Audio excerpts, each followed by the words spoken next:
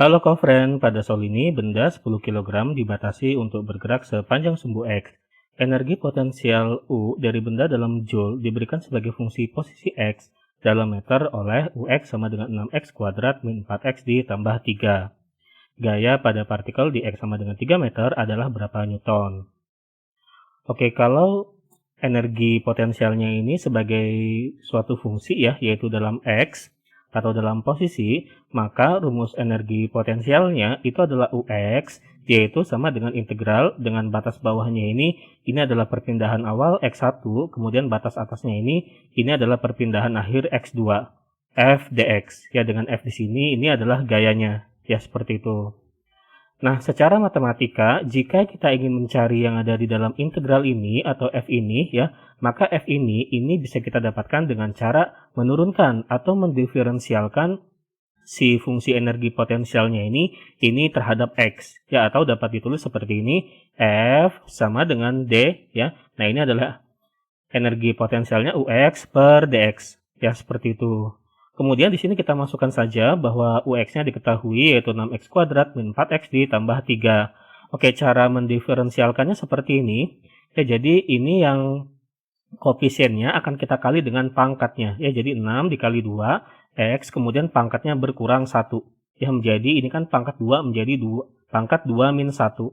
Ya, seperti itu. Ini juga sama, min 4 dikali 1, ya dikali X pangkat 1 dikurangi 1. Adapun ini yang 3 konstanta, jika didiferensialkan hasilnya itu adalah 0. Sehingga didapatkan bahwa gayanya ini ternyata sebagai suatu fungsi dalam X ya, gayanya itu adalah F sama dengan 12X min 4. Atau jika kita gambarkan prosesnya seperti ini, jadi ini misalkan bendanya ya, dia memiliki gaya berat sebesar W, kemudian di sini lantai memberikan gaya normal sebesar N. Nah, jadi ini bendanya ini bergerak sepanjang sumbu X saja. Ya, seperti itu. Kita misalkan ini gayanya itu adalah F ya, ini arahnya mendatar, kita misalkan arahnya ke kanan. Ya, ini adalah X-nya, sumbu X-nya ini adalah X-nya, kemudian sumbu Y-nya ini adalah energi potensialnya. Ya, seperti itu. Di sini ini kita anggap lantainya licin sehingga tidak ada gaya gesek. Ya, nah karena di sini kan ini bendanya bergerak secara horizontal, maka kita hanya akan peduli dengan gaya yang horizontal saja, yaitu F. Ya, jadi kita tidak melihat yang N dan W-nya. Ya, seperti itu. Sehingga di sini kita hanya melihat yang F ini saja, yaitu F-nya sama dengan 12X min 4. Nah, yang ditanyakan oleh soal itu adalah gaya pada partikel di X sama dengan 3. Kita misalkan bahwa gaya pada partikel tersebut di X sama dengan 3, besarnya itu adalah F3. Ya, jadi di X sama dengan 3, gayanya itu adalah F3.